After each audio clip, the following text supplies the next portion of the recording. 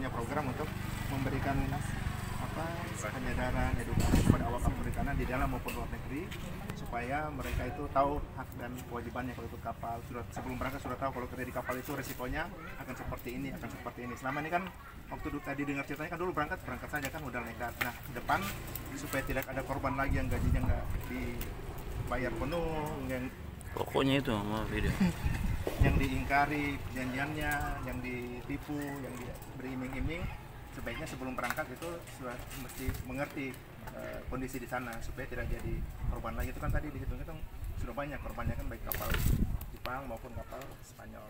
Nah, kan itu Mas Amrullah sama Januar itu kita bikin di Tegal itu semacam Fisher Center.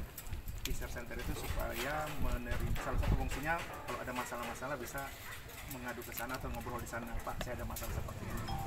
Fungsinya bukan menyelesaikan masalah Bapak, tapi membantu melakukan screening, menerima laporan, kemudian dibantu menuliskan laporannya seperti apa, nanti dianalisa laporan itu.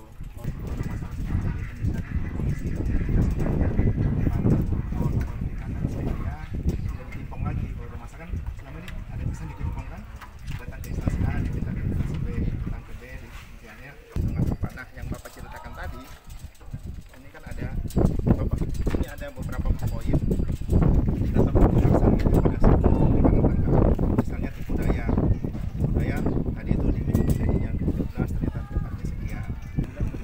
Ya.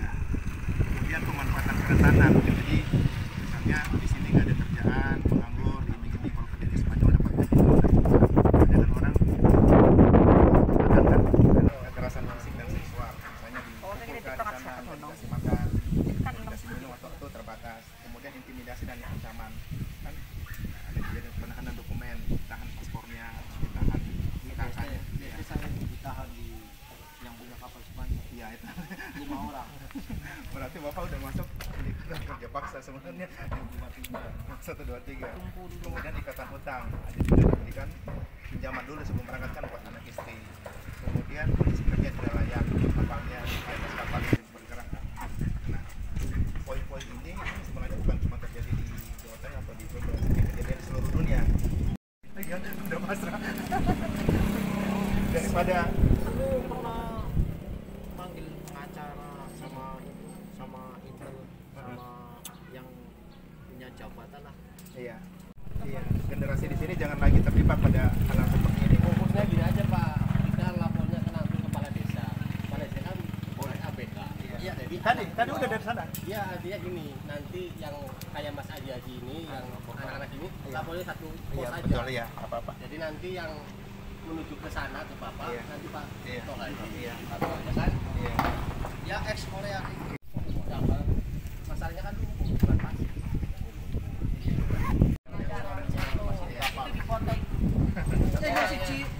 Ini anaknya yang di Korea, suaminya Spanyol. Yang dibutuhkan untuk menyelesaikan masalah itu sangat panjang. Jadi maksud dari program ini adalah kita mau memberikan edukasi dan penyadaran kepada teman-teman ABK dan calon ABK supaya mereka itu menyadari risiko yang dihadapi dan mengantisipasi risiko itu. Artinya kalau hal-hal ini sudah disadari, misalnya besok-besok kalau ada peluang bekerja, mesti clear ini kerjanya di mana.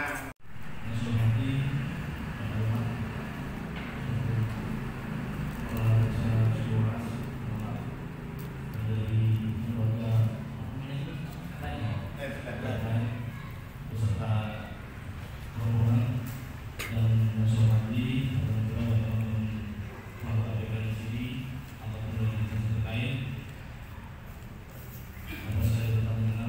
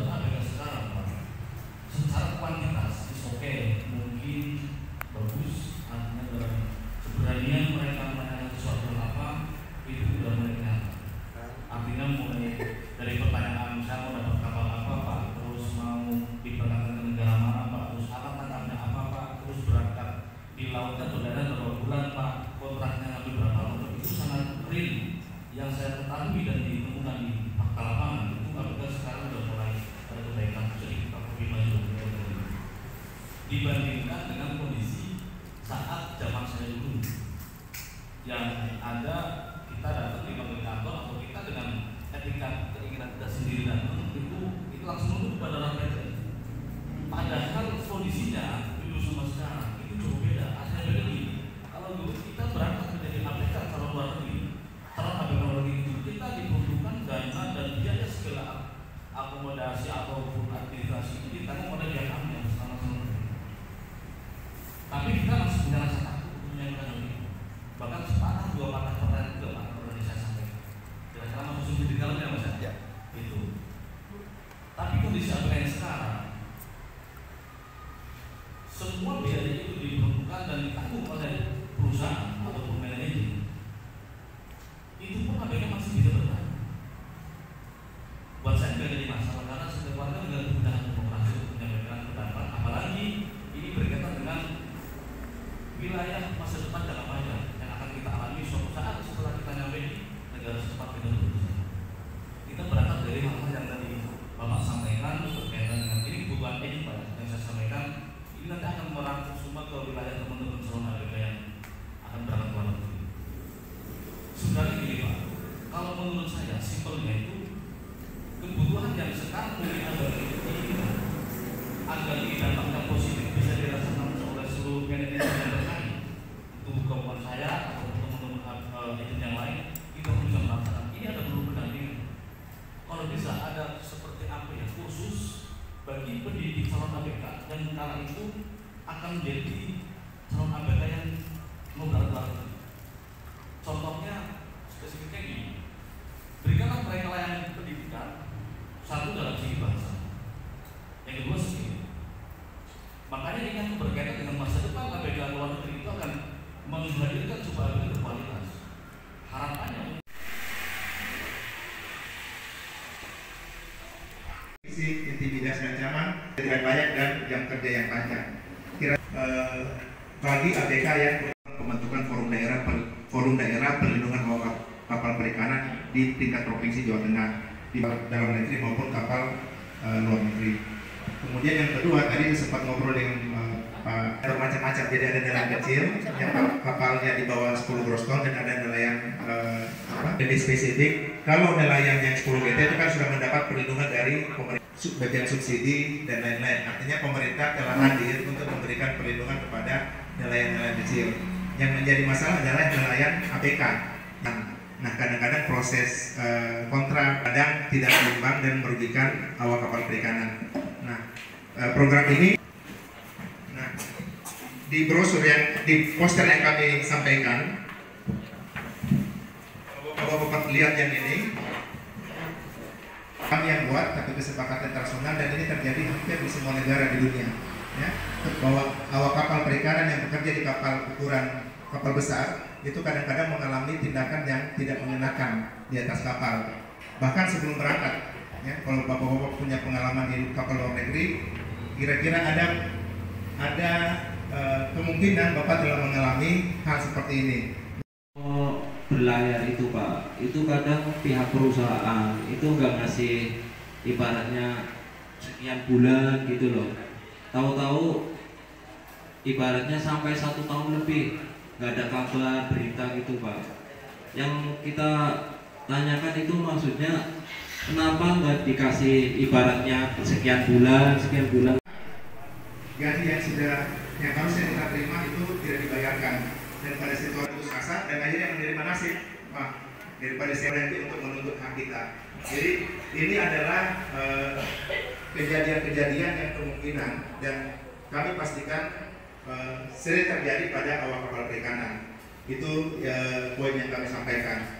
Kemudian yang kedua, untuk di Kabupaten Tegal ini kan ada awak kapal perikanan yang bekerja di luar negeri dan dalam negeri. Kita juga nanti mau melihat kalau di dalam negeri itu kejadiannya seperti apa. Tentang pengupahan, standar upah dan sistem pembayaran upah. Pasal 24 ayat 1 ditulis di sini, pemilik kapal perikanan, operator kapal perikanan, agen awak kapal perikanan atau nakoda kapal perikanan harus membayarkan upah awak kapal perikanan secara teratur dan tepat waktu setiap bulan atau setiap trip. Jadi ini memang dikasih keleluasaan kepada pebisnis, pemilik kapal dipilih apakah per trip atau per bulan. Ya, artinya kalau per trip itu kan bagi hasil kan. Nah, kemudian di ayat 2 ditulis upah awak kapal perikanan sebagaimana dimaksud pada ayat 1 meliputi A. Gaji pokok, B. Tunjangan berlayar, C. Bonus produksi, D. Uang lembur dan atau uang punggu. Pasal 3 ayat 3, upah awak kapal perikanan selain yang dimaksud pada ayat 2 dapat berupa sistem bagi hasil perikanan. Nah, jadi sebenarnya secara aturan pemerintah sudah mengatur. Kalau menurut perjanjian awalnya itu dibagi dua antara pemilik kapal dengan nahkoda. Tapi belakangan ini apa yang dialami adik ipar saya itu, dia seringnya setiap ada trouble di kapal, ada kerusakan di kapal, itu dibebankan dari gaji nahkoda gitu. Yang dilakukan itu ada dibolehkan berangkat ke Natuna ada. Yang kebakaran ini suratnya dia sedang tunggu kami itu proses jalan presiden biar Iya. Iya. Cina sama Spanyol. Iya.